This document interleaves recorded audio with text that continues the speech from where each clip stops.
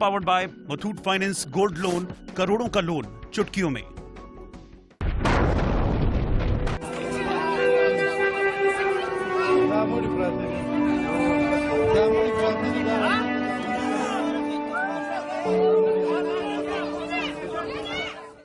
जिंदगी इतनी लाचार, बदहाल और बेबस हो जाए कि गंदे पानी के नाले में कीड़े मकोड़ों की तरह इंसान रेंगने लगे।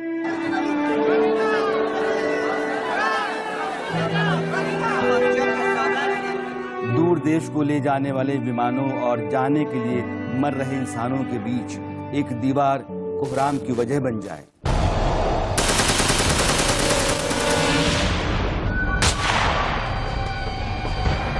गली नुक्कड़ चौराहों पर आतंकियों के डेरे हों,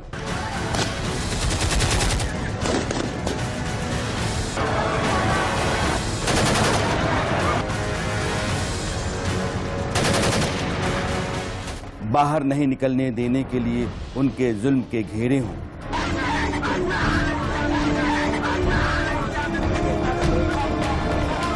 वो कपड़ा जिसको आप जींस कहते हैं उसके पहनने की सजा पर पीठ पर बेहिसाब कोड़े हों, किसी लड़की से बात करते हुए पकड़े जाने पर बेल्ट दर बेल्ट के थपेड़े हों,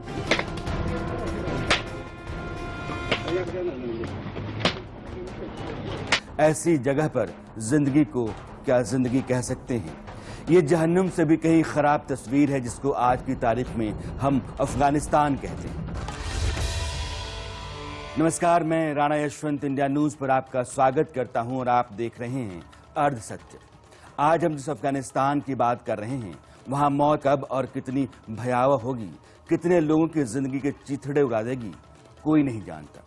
26 अगस्त को काबुल एयरपोर्ट के एबे गेट पर यह तस्वीर थी।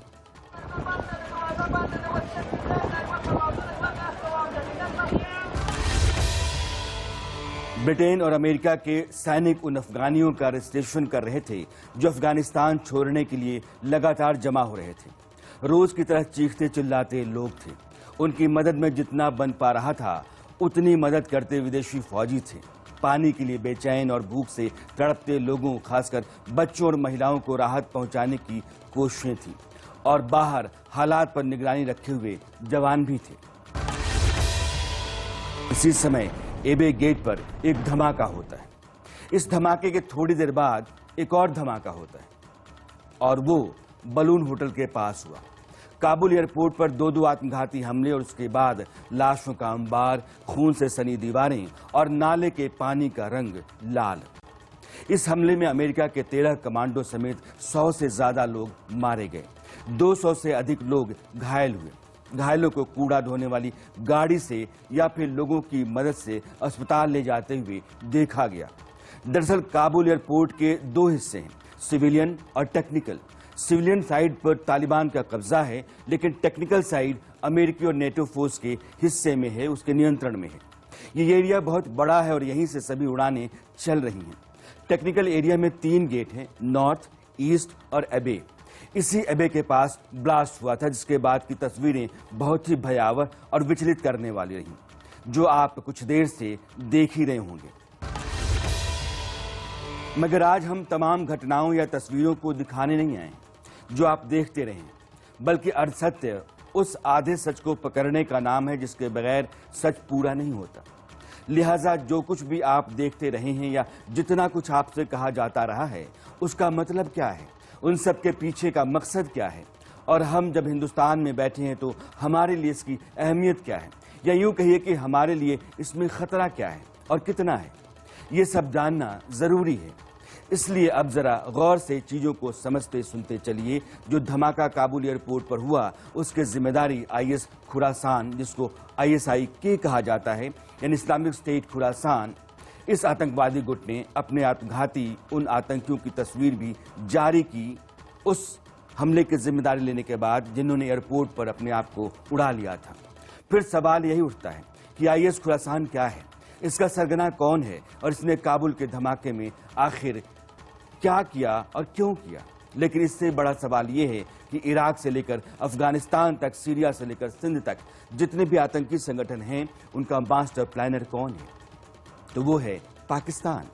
खासकर पाकिस्तान के प्रधानमंत्री इमरान खान। अब एक तस्वीर देखिए, इसमें आपको 4 आतंकी सरगना दिख रहे हैं। ये वो आतंकी हैं जिन्होंने इस्लाम के नाम पर दुनिया में तबाही और खौफ का ऐसा अंधड़ खड़ा किया जिससे दुनिया कांपती रही और आज भी दहल जाती है। पहला है ओसामा बिन लादेन, जिसका आतंकी संगठन है अल-कायदा। दूसरा है मुल्ला उमर, जिसने 1994 में तालिबान बनाया और वही तालिबान आज अफगानिस्तान पर कब्जा किए हुए। तीसरा आतंकी सरगना है Jalaluddin Haqqani.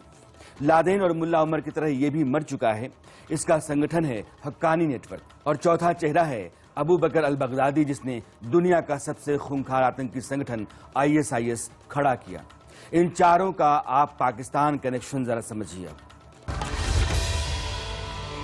Osama bin Laden को अमेरिका ने जब 2011 में मारा तो उस समय वो पाकिस्तान के एबटाबाद में रह रहा था, जो पाकिस्तान की राजधानी इस्लामाबाद से महज 50 किलोमीटर दूर है। यानी पाकिस्तान की पनाह में था ओसामा बिन लादेन। मुल्ला उमर अफगानिस्तान में जो तालिबान की पहली सरकार 1996 से 2001 तक चली, उसका मुखिया था। 2015 में इस बात का खुलासा हुआ कि वो 2 साल पहले यानी कि 2013 में ही मर चुका है। कहा यह गया कि वो बीमार चल रहा था और अफगानिस्तान से लगे पाकिस्तान के क्वेटा इलाके में रह रहा था। अमेरिका ने उस पर $1 करोड़ यानी कि करीब 73 करोड़ रुपए का इनाम रखा था। अब जलालुद्दीन हक्कानी के बारे में सुनिए। लादेन और मुल्ला उमर की तरह जलालुद्दीन भी वो मुजाहिद था जो 80 के दशक में अफगानिस्तान में रूसी सेना के खिलाफ अमेरिका की मदद से लड़ रहा था, लेकिन बाद में वह भी मुल्ला उमर और लादेन की तरह अमेरिका का दुश्मन बन गया। अफगानिस्तान में जब तालिबान की सरकार आई और मुल्ला उमर उसका मुखिया बना तो जलालुद्दीन को कबायली मामलों का मंत्री बनाया गया। तालिबान और हक्कानी नेटवर्क को साथ लाने का काम पाकिस्तान की खुफिया एजेंसी ISI ने किया था और आज भी हक्कानी नेटवर्क ISI के इशारे पर ही काम करता है। 2018 में जब जलालुद्दीन हक्कानी मरा तो उसके बाद उसका बेटा सिराजुद्दीन इस संगठन का सरगना बना और आज जो अफगानिस्तान में तालिबान की सरकार बनने जा रही है उसमें सिराजुद्दीन एक मंत्रालय लेकर बैठेगा, यह आप तय मानिए। इसी सिराजुद्दीन का चाचा यानी कि जलालुद्दीन का भाई खलीलुद्दीन हक्कानी अभी तालिबान की तरफ से काबुल की सुरक्षा की देखरेख कर रहा है। अब ये देखिए कि उसके रहते हुए ही एयरपोर्ट पर 2 बड़े धमाके हो गए। समझिए, पाकिस्तान, तालिबान, हक्कानी नेटवर्क, ये तीनों एक ही थाली के चट्टे बट्टे हैं। तो जिस आतंकी संगठन ने आत्मघाती धमाके किए यानी कि IS खुरासान, उसने तालिबान से दुश्मनी में ऐसा किया क्या? बिल्कुल नहीं। इसी को अब समझना जरूरी है। जिन 4 आतंकी सरगनाओं की हमने बात की उनमें से चौथा है अबू बकर अल बगदादी। वह लादेन, मुल्ला उमर और जलालुद्दीन हक्कानी से कहीं अधिक खूंखार और बड़ी आतंकी फौज का सरगना था, जिसके ऊपर अमेरिका ने करीब 225 करोड़ का इनाम रखा था। पहले तो बगदादी लादेन के अल-कायदा का ही आतंकी था, लेकिन बाद में उसने अपना संगठन बनाया जिसको नाम दिया ISIS यानी Islamic state of Iraq and Syria.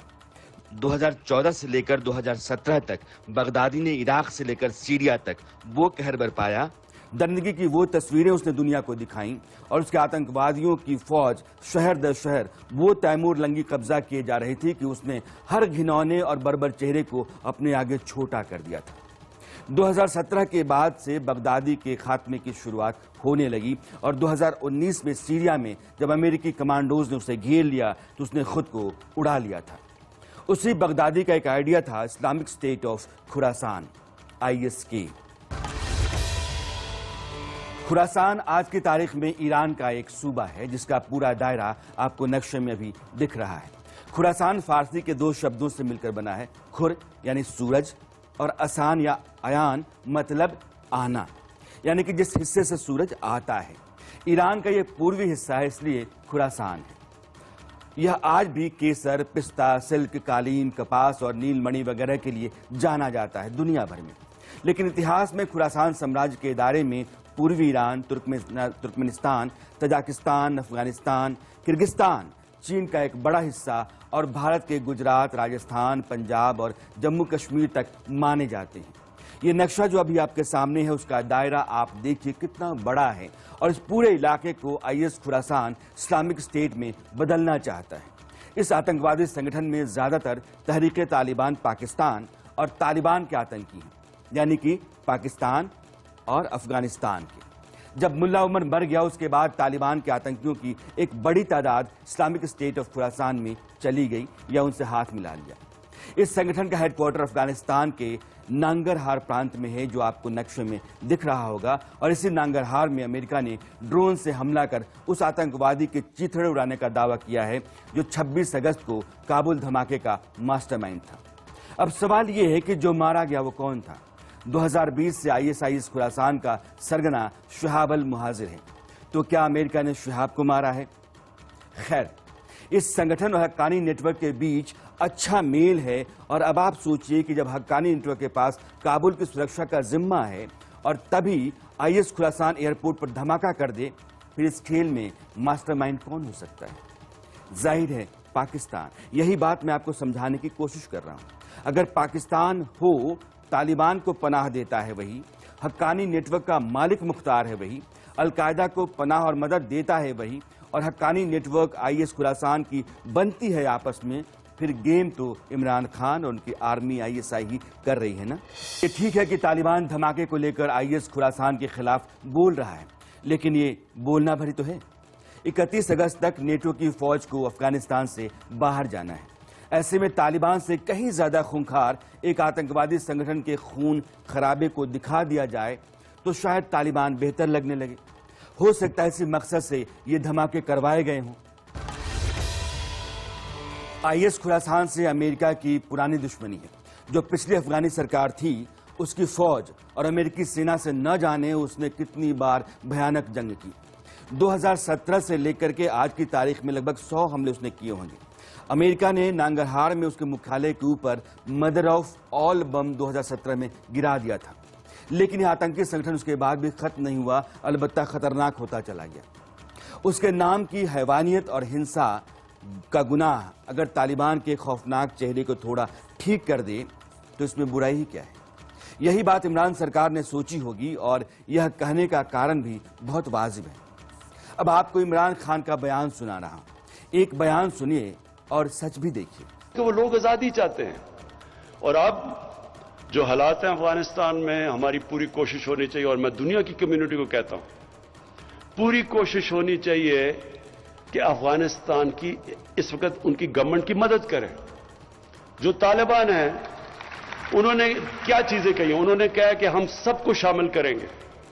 ये बड़ी जबरदस्त चीज है। यही तो चाह रहे थे दोहा के अंदर जो टॉक्स थी, उसमें क्या चाह रहे थे तालिबान से कि इंक्लूसिव गवर्नमेंट हो, वो मान गए हैं। इमरान खान कह रहे हैं कि तालिबान कह रहा है कि सभी को साथ लेकर चलेंगे, उसकी ये बात दुनिया मान ली। ये जो एयरपोर्ट के पास नाले से होकर लोग आ रहे हैं, जानते हैं कौन है? अफगानी हैं और भागना चाहते हैं अफगानिस्तान से, क्योंकि डर है कि तालिबान मार देगा।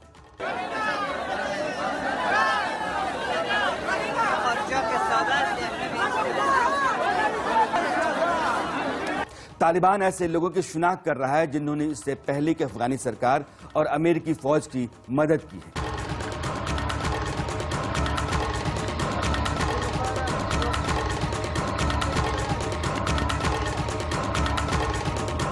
हजारा कबीले की लड़कियां हैं, तालिबान का उन पर कहर बरस रहा है। यह कम्युनिटी अफगानिस्तान में 40 लाख की आबादी में है। पख्तूनों के बाद ताजिकों की जो सबसे बड़ी आबादी है, उन्होंने पंजशीर वैली में तालिबान के खिलाफ युद्ध का ऐलान कर रखा है। इस युद्ध में तालिबान के लड़ाके लगातार मारे जा रहे हैं। युद्ध की तस्वीरें आप देख रहे हैं और यह भयानक चल रहा है। तालिबान ने उनसे बात कर कोई रास्ता निकालने की कोशिश की है और वो कर भी रहा है, लेकिन बात बन नहीं रही है। उधर उज़्बेक भी भाग रहे हैं, वे भी बड़ी संख्या में हैं अफगानिस्तान के अंदर, और इमरान कह रहे हैं कि तालिबान सबको साथ लेकर चल रहा है और चलेगा। क्या मजाक है। अभी तो और सुनिए। ह्यूमन राइट्स है, वो कहते हैं हाँ ह्यूमन राइट्स। एमनेस्टी उन्होंने सबको माफ कर दिया और उन्होंने कहा कि हम अपनी जमीन इस्तेमाल नहीं होने देंगे दहशतगर्दी के लिए। ये दुनिया चाहती थी। तो जब उन्होंने ये कह दिया है तो ये क्या मतलब कि नहीं जी वो आगे पता नहीं अपनी जुबान पे खड़े होंगे या नहीं होंगे? भाई जब नहीं होंगे तब देखिए, अभी क्यों शुरू हो गए हैं? जानते हैं सारी जहालत और दहशत की जड़ एक ही है, पाकिस्तान। जिस देश का प्रधानमंत्री कहता है कि तालिबान ने वादा कर दिया है कि अपनी जमीन का इस्तेमाल दहशतगर्दी के लिए नहीं करेंगे, तो यकीन कर लीजिए उस इमरान खान के पास इस बात का क्या जवाब है कि उनके यहाँ का एक आतंकी, बल्कि आतंकी सरगना जैश ए मोहम्मद का मुखिया मौलाना मसूद अजहर तालिबान के पॉलिटिकल हेड मुल्ला बरादर से कंधार में मिलता है। क्यों मिलता है जानते हैं? कंधार का जिक्र आते ही 1999 का भारतीय यात्री विमान IC-814 के अपहरण की याद आ जाती है। हिंदुस्तान को अपने यात्रियों को छुड़ाने के लिए इसी मसूद अजहर को रिहा करना पड़ा था, अलबत्ता कंधार तक जाकर छोड़ना पड़ा था। और संयोग देखिए कि उस समय भी तालिबान की सरकार थी अफगानिस्तान में। आज उसी कंधार में वही मसूद अजहर उसी तालिबान के नेता से बात कर रहा है। खबर यह है कि उसने कश्मीर में जिहाद के लिए मुल्ला बरादर से मदद मांगी है और इमरान खान कहते हैं कि तालिबान दहशत के लिए अपनी जमीन का इस्तेमाल नहीं करने देगा। अब जरा उनका अगला बयान सुनिए। सबसे ज्यादा दुनिया को क्या करना चाहिए? पूरी कोशिश करनी चाहिए कि अफगानिस्तान में अमन हो।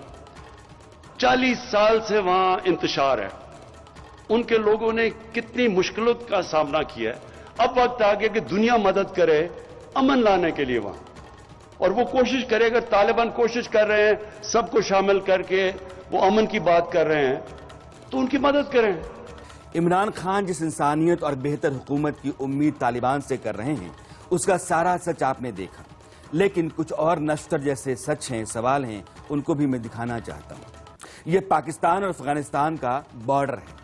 अफगानिस्तान की तरफ से लोग तालिबान से बचने के लिए पाकिस्तान की तरफ जाना चाहते हैं। खाने को कुछ नहीं है, पता नहीं कब से नहीं खाए हैं, पीने को पानी नहीं है, कड़ी धूप है और जानलेवा घुटन है।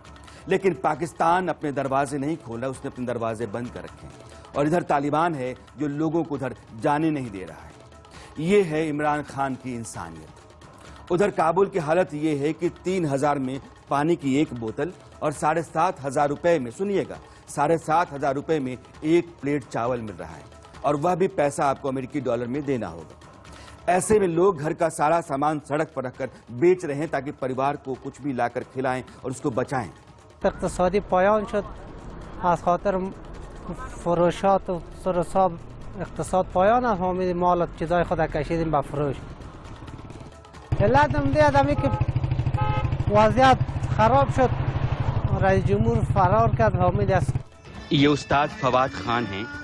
क्या इमरान खान इस बात का जवाब देंगे कि तालिबान ने इनको घर से बाहर निकालकर क्यों गोली मार दी?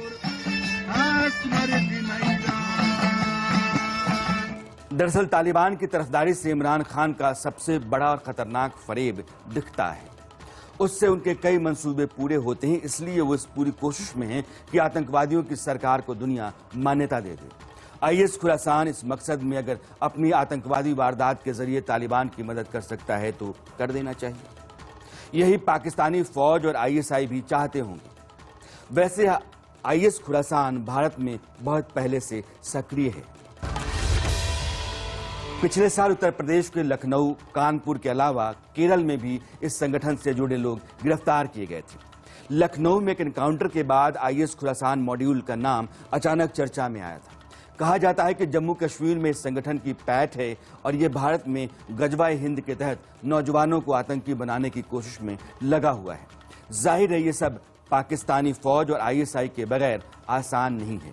यानी कि जो जैश ए मोहम्मद और लश्कर चाहता है वही IS खुरासान चाहता है हिंदुस्तान के लिहाज से।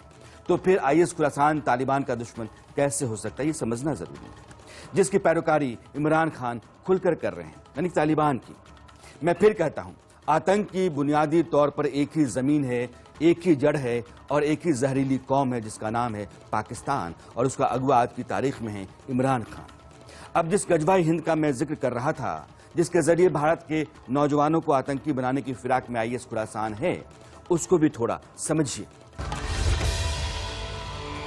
वैसे इलाके जहां इस्लामी हुकूमत नहीं है, उनको जीतने और इस्लामी कानून के तहत लाने के लिए जो युद्ध किया जाता है उसको गजवा कहते हैं, और ऐसे युद्ध को जो जीतता है उसको गाजी कहते हैं। जैसे गाजियाबाद, गाजीपुर, यहाँ गाजी रहे होंगे जिनके नाम पर इन शहरों के नाम पड़े। यानी ISIS खुरासान, तहरीक तालिबान पाकिस्तान शरिया कानून के तहत इस्लामी हुकूमत की खातिर दहशतगर्दी फैलाते हैं, उसी का एक्सटेंडेड फॉर्म है गजवा। और अगर ये हिंदुस्तान के खिलाफ है तो गजवा हिंद है। फिलहाल काबुल में स्थिति ये है कि दुनिया के तमाम देशों के विमान वहां से लोगों को लेकर निकल रहे हैं और आप देखेंगे कि विमान हर कुछ 1 मिनट पर उड़ान भर रहे हैं। अमेरिका इस बात पर कायम है कि 31 अगस्त को उसकी सेना अफगानिस्तान छोड़ देगी। आपको यह भी लग सकता है कि अफगानिस्तान में जो कुछ हुआ या फिर हो रहा है उसके पीछे अमेरिका का हाथ भी हो सकता है। अमेरिकी खुफिया एजेंसी CIA के पूर्व डायरेक्टर और अफगानिस्तान में पूर्वी अमेरिकी कमांडर जनरल डेविड पैट्रियस ने कहा है कि अगर अफगानिस्तानी सेना के पीछे अमेरिका खड़ा होता तो वे सरेंडर नहीं करते, लेकिन ऐसा हुआ नहीं। अब 31 अगस्त की डेडलाइन से पहले जिन लोगों को निकालना है उन्हें निकाल लिया जाए, इसकी कोशिश में हर देश लगा हुआ है। खुद अमेरिका ने 1 लाख से ज्यादा लोगों को निकाला है। भारत ने अपने नागरिकों को लगभग निकाल लिया है। जो बच्चे खुचे हैं उनको निकालने की कोशिश चल रही है। लेकिन सवाल यह है कि 1 सितंबर 2021 से जो अफगानिस्तान में तालिबान का राज होगा, उस तालिबान के हाथ में अफगानी सैनिकों के सरेंडर के बाद वे तमाम हथियार लगे हैं जो पिछले 20 साल में अमेरिका ने अफगानी सैनिकों को दिए थे। अगर आंकड़ों में आप जाएं तो अमेरिका ने अफगानिस्तान की सेना पर लगभग 6.5 लाख करोड़ रुपए खर्च किए थे और उनमें से 2.5 लाख करोड़ के तो हथियार ही थे। उनका ज्यादा हिस्सा तालिबान के हाथ लग चुका है। तालिबान कितना खतरनाक हो चुका है आप इसका अंदाजा लगा सकते हैं। उधर IS खुरासान, हक्कानी नेटवर्क, तालिबान और पाकिस्तान के तमाम आतंकी संगठनों के बीच पाकिस्तानी सरकार एक गठजोड़ करा देगी और यह बहुत ही मजबूत और खूंखार टेरर नेटवर्क बन सकता है। इसका सबसे बड़ा और तुरंत का जो खतरा होगा वो हिंदुस्तान के ऊपर होगा। एक बर्बाद हाल देश का प्रधानमंत्री जो आतंकियों का पैरोकार है वह खुद भी हिंदुस्तान के लिए बड़ी मुसीबत हो सकता है। इसलिए भारत में एक मजबूत सरकार, बहुत मजबूत सेना और उससे कहीं अधिक मजबूत समाज की जरूरत है। उम्मीद है पूरा देश इस बात को समझ रहा होगा। अरसत में आज इतना ही। मेरी मुलाकात आपसे अगले हफ्ते फिर होगी। इसी समय सवाल कोई नया होगा, मुद्दा कोई दूसरा होगा। तब तक के लिए नमस्कार।